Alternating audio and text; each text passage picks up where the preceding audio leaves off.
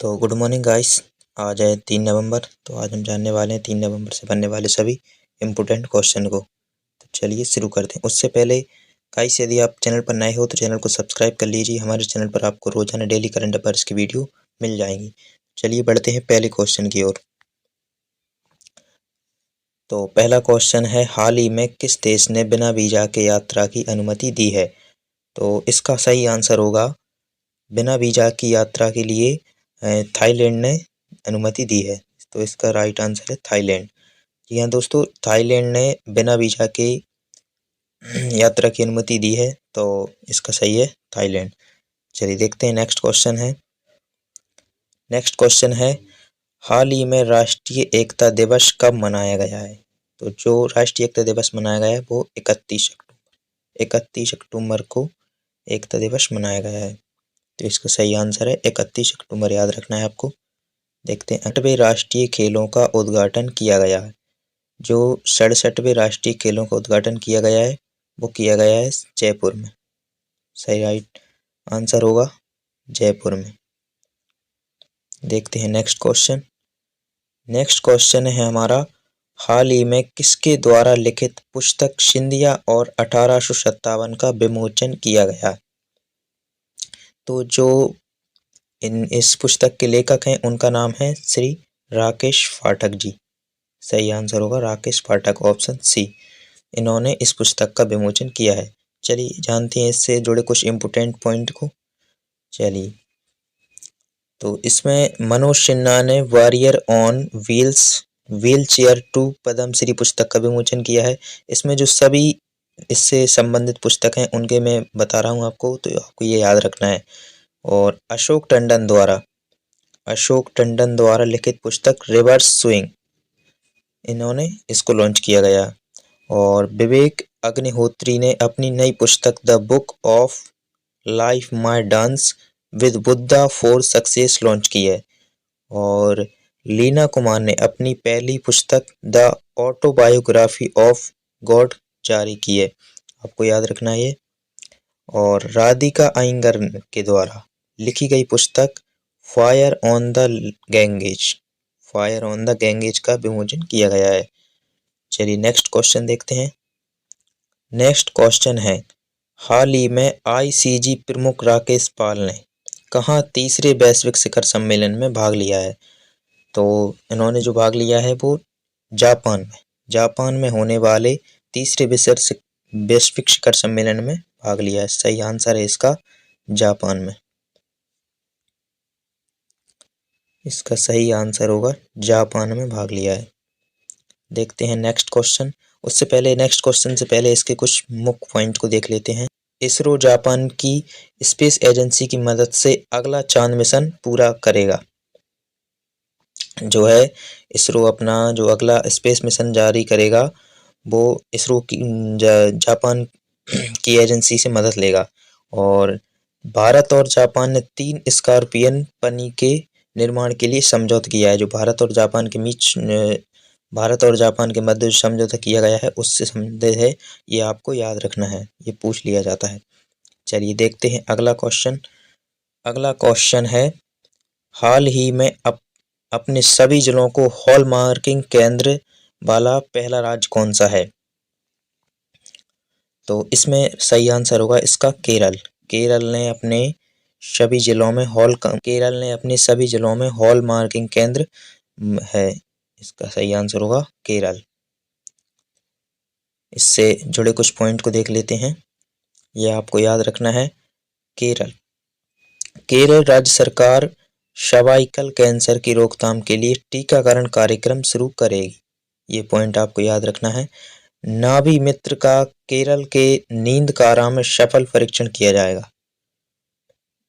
ओणम का सबसे शुभ दिन धीरू ओणम केरल में मनाया गया है। ये शुभ दिन माना जाता है ओणम में, तो ये अभी मनाया गया है। चलिए नेक्स्ट क्वेश्चन देखते हैं।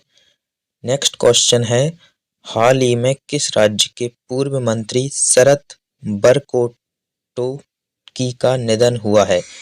तो ये किस राज्य के मंत्री थे? तो आपको याद रखना है ये असम के मंत्री थे। आपको याद रखना है, ये पूछ लिया जाता है। सही आंसर होगा असम। तो चलिए देखते हैं कुछ मेन पॉइंट इससे संबंधित। तो असम के मुख्यमंत्री को सिंगापुर की शीर्ष फेलोशिप से सम्मानित किया गया और असम के राज्यपाल ने सरपंच संवाद मोबाइल ऐप का अनावरण किया। पेप्सी को असम में नया संस्थापित करने के लिए 778 करोड़ रुपए का निवेश करेगी। पेप्सी को असम में जो नया संस्थापित करना है उसके लिए 778 करोड़ रुपए निवेश करेगी। चलिए देखते हैं अगला क्वेश्चन। अगला क्वेश्चन है, हाल ही में उत्तर प्रदेश में कहाँ दक्षिण पश्चिम एशिया के सबसे बड़े पेय संयंत्र का उद्घाटन किया गया है? तो इसका आंसर है सी, ऑप्शन सी हो जाएगा, अमेठी में किया गया है। इसका जो उद्घाटन किया गया है वो कहाँ किया गया है? अमेठी में। आपको याद रखना है। चलिए देखते हैं अगला क्वेश्चन। अगला क्वेश्चन है, हाल ही में किसने 8वीं बार बेनल्डी पुरस्कार जीता है? किसने 8वीं बार बेनल्डी पुरस्कार जीता है? तो आपको याद रखना है, इसका आंसर है लियोन मेसी। आप याद रखना है किसने जीता है? Lionel Messi. क्वेश्चन अगला क्वेश्चन है, हाल ही में कौन सा विश्वविद्यालय अपना खुद का सैटेलाइट लॉन्च करेगा? कौन सा विश्वविद्यालय अपना खुद का सैटेलाइट लॉन्च करेगा? तो इसका सही आंसर है अलीगढ़ मुस्लिम यूनिवर्सिटी। आपको याद रखना है कौन सी यूनिवर्सिटी है? अलीगढ़ मुस्लिम यूनिवर्सिटी। चलिए देखते हैं अगला क्वेश्चन। अगला क्वेश्चन है, हाल ही में अंतर्राष्ट्रीय क्रिकेट में 18,000 रन पूरे करने वाले 5वीं भारतीय कौन बने? तो आपको इसको याद रखना है, पूछ लिया जाता है। तो यह है रोहित शर्मा। रोहित शर्मा ने 18,000 पूरे रन करने वाले 5वीं भारतीय खिलाड़ी बने हैं। तो इनसे जुड़े कुछ फैक्ट को देख लेते हैं। चलिए, वनडे क्रिकेट में सबसे तेज 20,000 बनाने वाले खिलाड़ी गिल बने हैं और वनडे वर्ल्ड कप में 2 बार 5 विकेट हासिल करने वाले भारतीय गेंदबाज कौन है? मोहम्मद शमी। इंग्लैंड पूर्व कप्तान एलेक्स्टर कुक ने संन्यास की घोषणा की। ओडीआई कप के इतिहास में पाकिस्तान की टीम ने सबसे बड़े नापेज का रिकॉर्ड बनाया है। विराट कोहली को ड्रेसिंग रूम में best fielder of the match से सम्मानित किया है। ये आपको पॉइंट याद रखना है। चलिए देखते हैं अगला क्वेश्चन। अगला क्वेश्चन है, हाल ही में अंतर्राष्ट्रीय सौर गठबंधन सभा का 6ठा सत्र कहाँ शुरू हुआ है? तो जो शुरू किया गया है वो नई दिल्ली में। याद रखना है आपको, नई दिल्ली में शुरू किया गया। हाल ही में जाहिद हुसैन ने एशियाई निशानेबाजी चैंपियनशिप में कौन सा पदक जीता है? तो जो पदक जीता है उन्होंने रजत पदक जीता है। याद रखना है आपको, आंसर ऑप्शन नंबर सी, रजत। चलिए देखते हैं अगला क्वेश्चन। अगला क्वेश्चन है, हाल ही में मैक्सिको सिटी ग्रां प्री किसने जीती है? तो इसका आंसर होगा ऑप्शन सी, मैक्स वर्स्टेपन। ये इन्होंने जीती है। याद रखने हैं आपको। चलिए देखते हैं इनसे जुड़े कुछ इम्पोर्टेंट पॉइंट को। तो इम्पोर्टेंट पॉइंट है, इंडियन ग्रैंड प्रिक्स 2023 मार्को बेंचेनजी ने जीती है।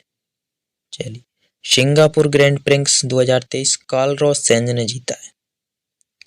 मैक्स वर्स्टेपन ने इटालियन ग्रैंड प्रिक्स जीता है। Dutch grand prix 2023 max Verstappen ने जीता है। Belgium grand prix max Verstappen ने जीता है। British grand prix 2023 max Verstappen ने जीता है। ये आपको याद रखना है पॉइंट। देखते हैं आज का अंतिम सवाल कौन सा है। हाल ही में किस शहर में रन फॉर यूनिटी कार्यक्रम का आयोजन किया गया? तो जो आयोजन किया गया था वो कहाँ किया गया था? लखनऊ में किया गया था। याद रखना है आपको, लखनऊ सही आंसर होगा इसका, लखनऊ। चलिए, ये हुई हमारी आज करंट अफेयर्स की 3 नवंबर 2023 से जितने मोस्ट इम्पोर्टेंट क्वेश्चन थे वो आज हमने जान लिए। तो आपको सभी क्वेश्चंस को याद रखना है, ये प्रतियोगी परीक्षाओं में पूछ लिए जाते हैं। और रोजाना ऐसी वीडियो देखने के लिए हमारे चैनल को सब्सक्राइब करना ना भूलें। बेल नोटिफिकेशन को ऑन कर लीजिए, आपको हमारी वीडियो का अपडेट मिलता रहेगा। जय हिंद।